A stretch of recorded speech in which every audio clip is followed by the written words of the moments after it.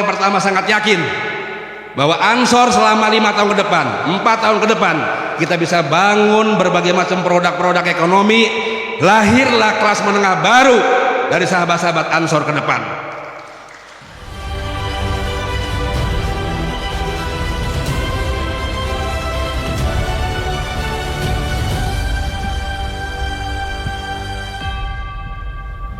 Assalamualaikum warahmatullahi wabarakatuh.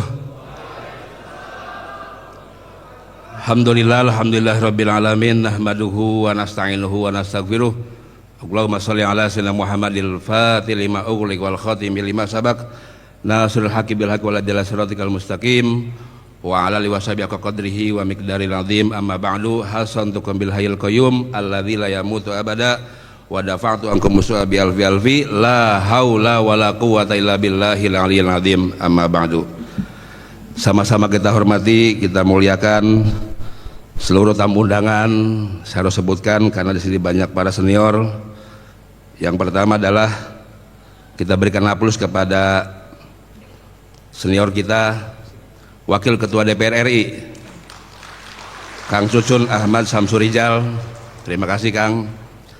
Kemudian orang tua kita Roy Surya PWNU Jawa Barat, Kiai Haji Abun Bunyamin, terima kasih Yai.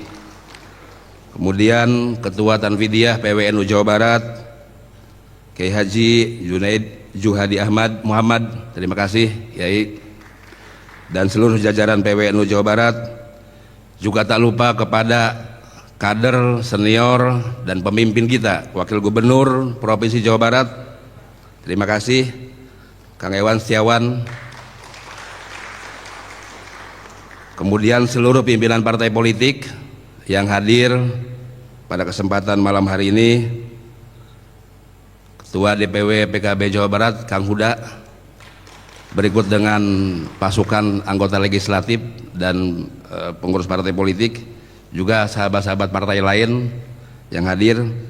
Kemudian Kapolda Jawa Barat yang mewakili, terima kasih.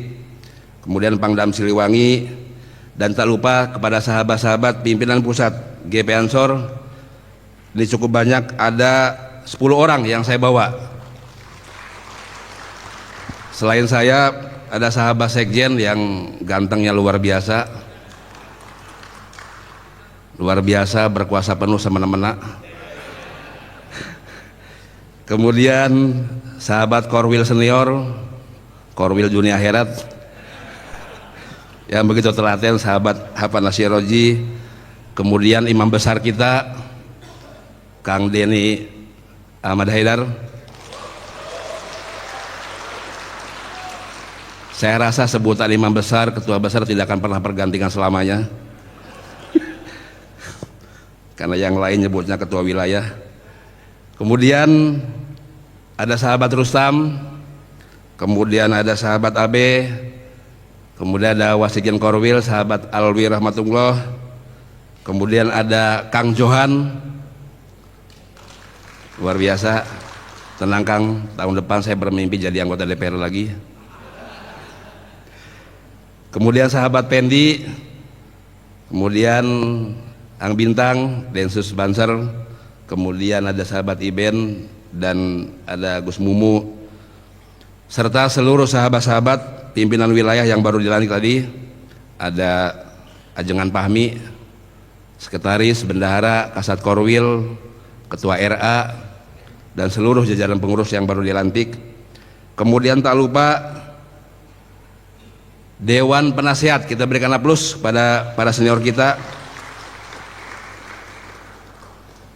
Kang Nukman, kita berikan aplaus secara spesial. Kemudian Kang Doni, Ketua Dewan Penasehat, hatur nuwun Kang. Kemudian Kang Huda termasuk, kemudian Kang Ali, kemudian Kang Komeng, Kang Denny sendiri, dan seluruh para Dewan Penasehat. Kemudian para tamu undangan dari Kadin Jawa Barat, kemudian dari Himpunan Bank, sahabat-sahabat saya di Bank BSI, mana BSI? Pimpinan wilayah regional 6 ya, 6 dalam BSI ada saham sahabat-sahabat Banser karena Banser seluruh Indonesia BSI itu.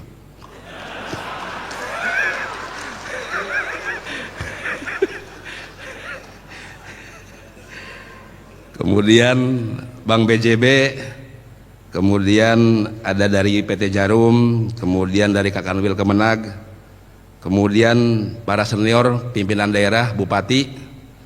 Ini ada Bupati Bandung, terutama tuan rumah Kang Dadang Supriyatna, kita berikan aplaus. Hatur nuhun Kang. Kemudian Wakil Bupati Bandung Kang Alia Syakub, kemudian Bupati Sumedang sendiri Kang Doni, Bupati Garut, Bupati Kuningan, Bupati Cirebon, Pangandaran, Wakil Bupati Majalengka, dan Wakil Bupati Banjar, kemudian Forkominda Kabupaten Bandung, dan seluruh para ketua cabang, sekretaris, bendahara, ketua RA, Satkorcab, Ansor, Banser, RA se-Jawa Barat, kita berikan aplaus.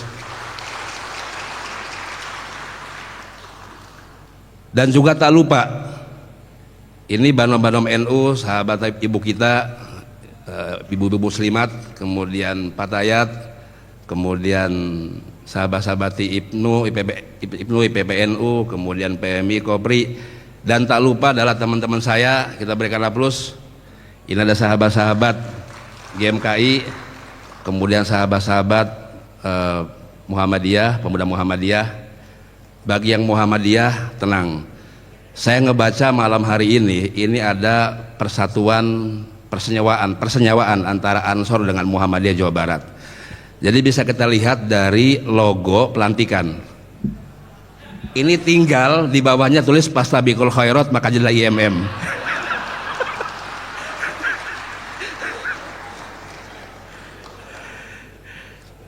Ini nggak tahu, saya yakin sengaja. Terima kasih teman-teman KNPI dan seluruh para tamu undangan yang saya hormati, saya cintai. Begitu banyak sambutan, terima kasih atas selama ini bimbingan, kemudian nasihat, santunan, kemudian berbagai macam arahan-arahan para senior, luar biasa sekali. Dan tadi betul saya memang sampaikan kepada Kang Cucun, saya bilang, Kang, ini yang hadir di depannya adalah orang-orang pilihan dari daerahnya masing-masing. Mereka kemudian melakukan kaderisasi, proses seleksi alam, hingga mereka kemudian bergabung menjadi jajaran pimpinan wilayah. Ini adalah generasi hebat ke depan. Tinggal begitu dipoles sedikit, diramu sedikit, jadi barang ini saya bilang. Nah sahabat-sahabat sekalian, tadi saya ingin beberapa kalimat-kalimat motivasi ya. Pertama adalah saya teringat bahwa di masa musim kerajaan, 3 fase kerajaan Tiongkok itu ada satu ahli strategi namanya Zhuge Liang. Dia berkata bahwa pemimpin yang hebat adalah yang mampu menginspirasi orang lain dan tanpa kata-kata. Nah, jadi kalau sudah menjadi pemimpin, kurangi kata-kata, lalu perbanyaklah bekerja. Apalagi bermedsos ya. Kemudian yang kedua adalah kepemimpinan adalah seni membimbing orang melalui ketidakpastian. Yang ketiga adalah hidup adalah seperti berlayar. Kau tak bisa mengendalikan angin, tetapi kau bisa mengatur layarmu. Para pelaut sejati tidak pernah takut pada luasnya samudra. Mereka menjadikannya rumah dan arena perjuangan. Yang terakhir adalah kapal perang tidak diciptakan untuk berlindung di pelabuhan, tapi lahir untuk menghadapi gelombang dan musuh. Sahabat-sahabat sekalian, sederhana adalah organisasi itu akan terus hidup sepanjang kemudian organisasi masih punya harapan. Maka kalau ada satu pimpinan wilayah, lalu kemudian 100 orang misalnya pengurus pimpinan wilayah, maka dia mewakili jutaan kader Ansor yang ada di seluruh Jawa Barat. Jutaan kader harapannya berkumpul menjadi satu di bawah kepengurusan pimpinan wilayah. Maka selama ada harapan, selama itu pula organisasi akan hidup. Selama tidak ada harapan, maka organisasi hanya papan nama. Jika buntu, datanglah ke Bekasi, banyak harapan di sana. Ada harapan indah, aja urung harapan. Sahabat-sahabat sekalian, saya merefleksikan satu hal, ini bagi sahabat-sahabat sekalian ya, tentang 3 gelombang generasi Ansor. Bahwa kalau saya refleksikan hari ini, kita masuki gelombang fase ketiga generasi Ansor di seluruh Indonesia. Ini yang kemudian kita harus camkan, kita harus kelola dengan baik, kita harus glorifikasikan, dan kita yakin jika mampu menyatukan gelombang pertama, gelombang kedua, gelombang ketiga, kita akan mampu menumbuhkan generasi emas NU, lalu menjadi penopang generasi emas Indonesia 2045. Gelombang yang pertama adalah bahwa rekrutmen Ansor, rekrutmen kader Banser, Rijalul Ansor, fase pertama dari mana? Itu adalah dari kalangan para santri. Dari kalangan para santri, mereka yang alumni pesantren, mereka yang dulunya IPNU, IPPNU, PMII, ada sedikit kemudian teman-teman juga HMI, GMNI, segala macam. Mereka adalah para santri yang kemudian menjadi gerbong pertama, menjadi entitas kader Gerakan Pemuda Ansor. Itulah gelombang pertama. Lalu kemudian kita melihat pasca reformasi, kita mulai melihat gelombang kedua, di mana kumpulnya para teknokrat menjadi bagian dari Gerakan Pemuda Ansor. Di situ kemudian berkumpul orang-orang cerdik pandai, sahabat-sahabat di luar negeri yang anak-anak muda NU, lalu para pejabat, banyak kader-kader yang menjadi bagian dari partai politik masuk Ansor, kemudian birokrat. Inilah gelombang kedua yang namanya gelombang teknokrat masuk dalam organisasi Ansor. Maka kemudian dari dua gelombang itu, kalau gelombang pertama akhirnya masuk, tersadarkan para santri, lalu memimpin berbagai macam segmen, kelompok, jabatan-jabatan publik, hari ini kita bisa lihat. Lalu yang kedua, gelombang teknokrat masuk dalam diri Ansor. Hari ini sahabat-sahabat banyak menjadi legislatif, banyak menjadi kepala daerah, banyak menjadi pimpinan partai politik di seluruh Indonesia. Maka hari ini kemudian saya katakan bahwa kita masuk gelombang yang ketiga, gelombang di mana anak-anak NU yang punya produk ekonomi, yang menjadi pengusaha, yang menjadi pelaku usaha, mereka akan menjadi bagian besar dari pergerakan generasi muda Ansor masa kini ke depan. Maka kemudian kalau kita menghimpun 3 kekuatan ini, generasi santri gelombang pertama, generasi teknokrat gelombang kedua, ditambah kemudian generasi yang ketiga, anak-anak muda NU yang punya kekuatan ekonomi, kalau dikelola dengan baik secara betul, maka akan menjadi bahan baku dan bahan jadi bagi NU emas ke depan dan Indonesia emas ke depan.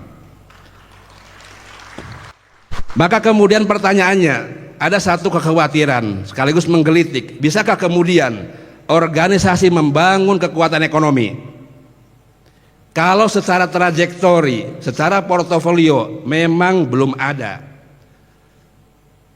Kalaupun pernah tumbuh, hilang, tumbuh, hilang, tumbuh, hilang. Di kita banyak munculnya sumber-sumber ekonomi karena usaha individu atau usaha lembaga pendidikan atau alumni pesantren, itu banyak. Tapi yang harus kita buktikan adalah bahwa apapun yang kita yakini, yang kita niati, tidak ada yang mustahil. Sepanjang kemudian dari struktur yang tertinggi sampai bawah iramanya sama, satu komando, bahasanya sama, yaitu untuk membangun kekuatan ekonomi dari kader dan organisasi. Maka betul tadi kata sahabat ketua PW, yakin gak sahabat-sahabat sekalian? Maka jangankan sahabat-sahabat, ayah orang yang pertama sangat yakin bahwa Ansor selama 5 tahun ke depan, 4 tahun ke depan, kita bisa bangun berbagai macam produk-produk ekonomi, lahirlah kelas menengah baru dari sahabat-sahabat Ansor ke depan. Tugas saya adalah membentuk kelas menengah baru. Bagaimana kelas menengah dari pinggiran, bagaimana kelas Ansor dari pinggiran menjadi pelan-pelan menjadi kelas menengah, lalu menjadi kelompok atas. Yakinkah? Saya yakin 1000%. Yang penting adalah ketua umum, jajaran, ketua wilayah terus menerus belajar soal formulasi ekonomi yang pas bagi kader, bagi kondisi daerah yang berbeda-beda, bagi struktur. Inilah yang kemudian sahabat-sahabat sekalian, bahwa selama setahun kita membangun, mencari cara, mencari terobosan, mencari model, lalu kemudian muncullah istilah bisa. Maka Ansor masa depan adalah sebuah generasi di mana kita ingin melahirkan generasi yang terdidik, generasi yang cerdas, juga generasi yang sehat, juga generasi yang sejahtera. Itu yang ingin kita wujudkan. Sahabat-sahabat sekalian, kalau tadi saya bilang ada 3 gelombang generasi di Ansor, maka gelombang yang pertama, generasi santri, kita sebut sebagai generasinya Nahdlatul Wathon, di mana rekrutmen sebagian besar kader-kader Ansor itu dari santri maupun alumni banom-banom yang ada di NU. Lalu kemudian kita masuk kepada generasi yang kedua, teknokrat. Itu adalah generasinya Taswirul Afkar. Maka saya katakan kita masuk generasi yang ketiga adalah generasinya Nahdlatul Tujar. Ini yang mau saya bangun. Itulah mimpi menurut tafsir saya para pendiri NU, bahwa NU ketika berdiri tahun 26 itu adalah mimpi dari 3 portofolio, 3 trajektori. Bagaimana menjadi kader NU itu adalah menjadi kader yang terdidik, kader yang profesional, dan kader yang punya produktivitas di bidang ekonomi. Sahabat-sahabat sekalian, oleh karena itu mimpi ini terus kita bangun. Saya orang yang sudah pengalaman bertahun-tahun di organisasi, dan saya terima kasih kepada sahabat Jawa Barat. Ini bukan daerah luar bagi saya, ini adalah saudara saya, karena saya pun dari Cirebon, saya pun bahasa Sunda, cuman karena lama di Jakarta jadi kadang-kadang lupa-lupa, kadang campur-campur. Nah, begitupun dulu ketika saya menjadi ketua umum PMII, maka konsolidator terbesar itu dari Jawa Barat. Ada sahabat Opik, Dewan sekarang. Nah, kemudian ada Kang Zain dan segala macam. Nah, jadi saya meyakini satu hal, bahwa pasti kita mampu. Oleh karena itu konstruksi yang kita bangun adalah, pertama tentu memang berat. Maka kemudian ini saya mengajak pada hal-hal yang serius. Kita mencanangkan langkah ada 3, 3, 3, 4, 4, 9, dan 3. Ini sebuah kode. Apa artinya? Pertama adalah bahwa kalau kita bicara soal tulang punggung organisasi atau backbone organisasi, itu backbone organisasi ada 3. Yang pertama adalah bagaimana kita mentransformasikan nilai dan tradisi kita. Bahwa nilai bukan sesuatu yang mati, nilai akan terus hidup sepanjang masa. Dan bahwa tradisi kita bukan tradisi yang statis, yang kemudian tugas kita hanya menjaga tradisi. Tradisi harus terus bergerak terus. Bagaimana dari tradisi berwatak sosial menjadi tradisi berwatak ekonomi. Kemudian yang kedua adalah tugas kita terus memperbarui sistem kaderisasi. Oleh karena itu kita sedang memperkuat dengan membentuk Dewan Kaderisasi Nasional yang itu mengintegrasikan antara kaderisasi Ansor, Banser, dan RA. Maka kemudian sekarang kalau seleksi Banser, mohon maaf, memang serius di Mako, dan yang ngetes juga ada yang dari RA segala macam, termasuk ditanyain coba tes baca Qur'annya, kemudian tes tajwidnya, tes sholatnya. Ini secara serius, sehingga kemudian praktek agama kemudian terus menerus kita perbaiki, dan untuk hal-hal mendasar sahabat para kader kuasai. Kemudian yang ketiga adalah menciptakan sosok profil kader yang tangguh dari nilai tradisi yang kita perbarui, dari sistem kaderisasi yang kita terus sempurnakan. Inilah 3 tulang punggung di mana kemudian dari sini organisasi akan dibentuk. Kemudian yang berikutnya adalah bahwa memang betul ada 3 hal terkait soal perluasan kaderisasi cara pandang. Pertama adalah begitu dunia media sosial dengan ekosistemnya luar biasa mempengaruhi kehidupan masyarakat. Oleh karena itu jangan sampai sahabat-sahabat di seluruh tingkatan, pimpinan wilayah sampai ranting, yang tidak peduli dengan teknologi.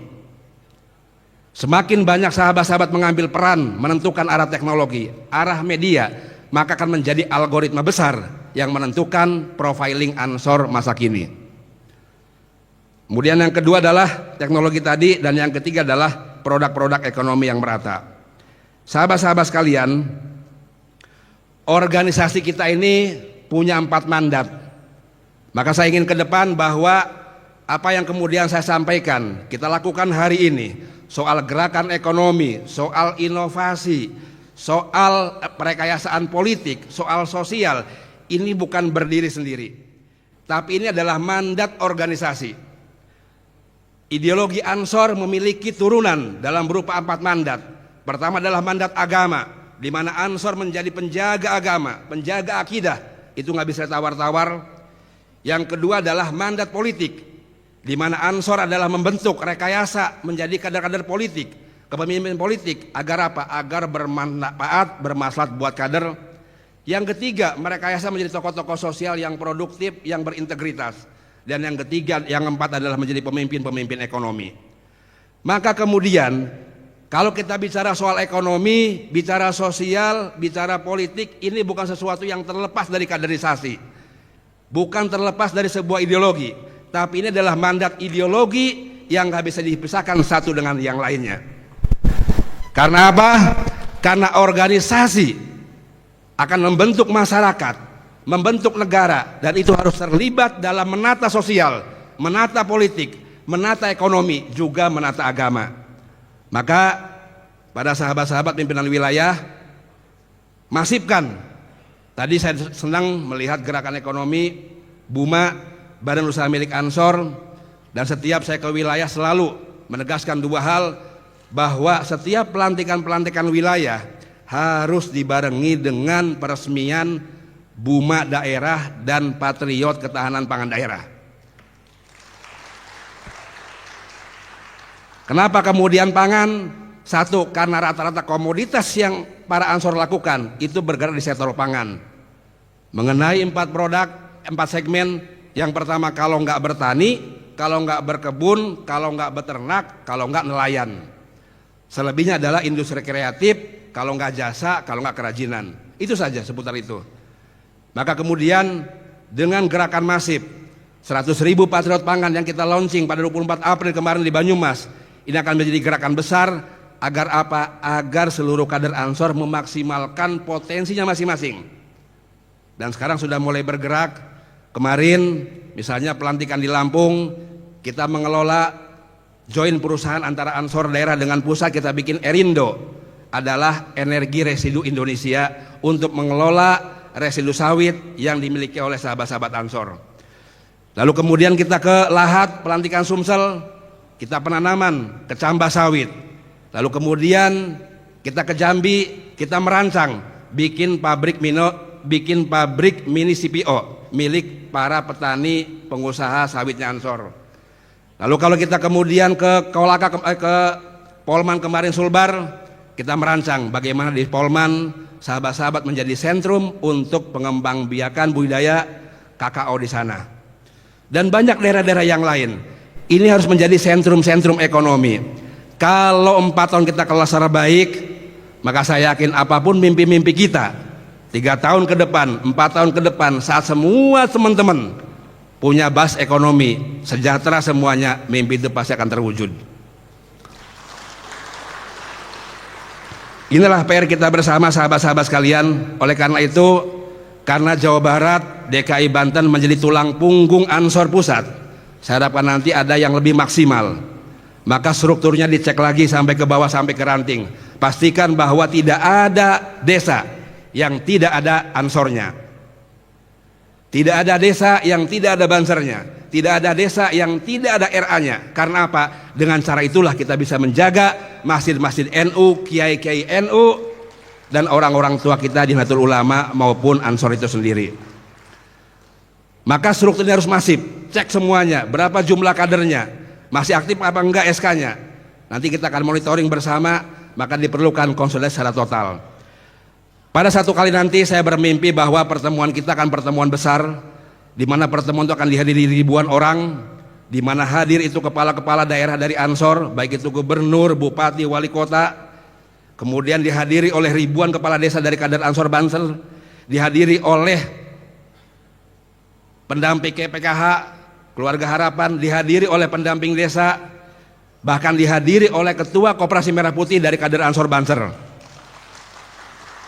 Kita ingin mengkonsolidasikan, bahkan juga termasuk legislatif, bagaimana semua kekuatan ini menjadi rantai pasok penguatan ekonomi kader di bawah. Maka sahabat-sahabat sekalian, hari ini kelihatannya bahwa pertumbuhan ekonomi mulai digeser dari atas ke bawah. Hanya memang kita melihat perlu backupan infrastruktur ekonomi di level ranting, di level desa-desa yang perlu kita bangkitkan. Oleh karena itu, konsolidasi kepala desa, kemudian konsolidasi ketua Koperasi Merah Putih, perlu kemudian pelibatan Ansor di kampung-kampung, di desa-desa, dengan membentuk kelompok-kelompok ekonomi yang ada di bawah. Kalau kelompok-kelompok ekonomi kuat, maka dia akan menjadi pilar dari pertumbuhan desa-desa yang ada, terutama yang dipimpin oleh para kader-kader Ansor Banser. Sahabat-sahabat sekalian, inilah pesan saya sebagai ketua umum. Sahabat-sahabat harus yakin. Kalau saya sebagai ketua umum sangat yakin, maka tentu apalagi sahabat-sahabat sekalian. Bagi saya tidak banyak waktu kita. Saya memimpin Ansor cuma 5 tahun dan sekarang sudah setahun. Begitu banyak mimpi-mimpi, dan insya Allah dalam waktu dekat tentu ada mimpi kita soal membangun aset organisasi. Mungkin bulan Juli atau bulan Agustus awal, bismillah, kita mau membangun gedung Ansor 8 lantai. Jadi gudang yang sekarang nanti kita rapihkan, kita ratakan, kita bangun 8 lantai. Pekerjaan setahun setengah, mudah-mudahan nanti itu menjadi kado tahun 2027 untuk Harla Ansor berikutnya. Ada banyak PR kita, termasuk membikin gedung-gedung Pusdiklat. Ini juga menjadi PR besar. Mudah-mudahan ke depan akan ada lahan yang kita kelola. Dan alhamdulillah hari ini sudah punya 2 gedung. Selain gedung Ansor, kita juga sudah punya gedung Buma, badan usaha milik Ansor, 4 lantai seluas 1000 meter persegi, depan badan POM di di Percetakan Negara. Nah, maka kemudian dengan ini saya ingin memotivasi sahabat-sahabat sekalian, mumpung banyak para senior, mumpung banyak para orang tua kita maksimalkan semua kekuatan kita. Kalau ada tanah, jangan dibiarkan menjadi aset yang idle. Bangun gedung sebagai kantor, kalau sudah ada, bangun gedung sebagai Pusdiklat, kalau sudah ada, bangun sebagai BLK atau tempat-tempat latihan kerja. Saya ke depan ingin bahwa Ansor tadi sudah bagus, ada bimbingan untuk LPDP, tapi ke depan karena usia kita usia produktif antara 20 tahun sampai 45 tahun, ke depan juga akan bermunculan LPK, Lembaga Pelatihan Kerja, LSP, Lembaga Sertifikasi Profesi, LKP, Lembaga Kursus Pelatihan, maupun P3MI, Perusahaan Penyeluruhan Tenaga Kerja, dan seterusnya. Saya ingin semua kemampuan Ansor tersertifikasi, terstandarisasi, sehingga daya saing kita akan diterima oleh dunia swasta maupun dunia industri. Sahabat-sahabat sekalian, demikianlah, mudah-mudahan ini bisa memotivasi kita semuanya, dan saya harap apa yang saya sampaikan betul-betul laksanakan, dan saya akan terus keliling memonitor segala macam. Yakinlah bahwa ketika ngurus Ansor bukannya capek, tapi semakin fit dan semakin sehat. Jangan pernah berpikir uang di awal ketika ngurus Ansor, berpikirlah idenya apa, lalu gambarlah ide itu, kemudian eksekusi, maka uang akan jalan berikutnya. Maka kemudian kalau di Ansor Pusat, Kang Cucun itu punya 3 ideologi, saya sebut ideologi.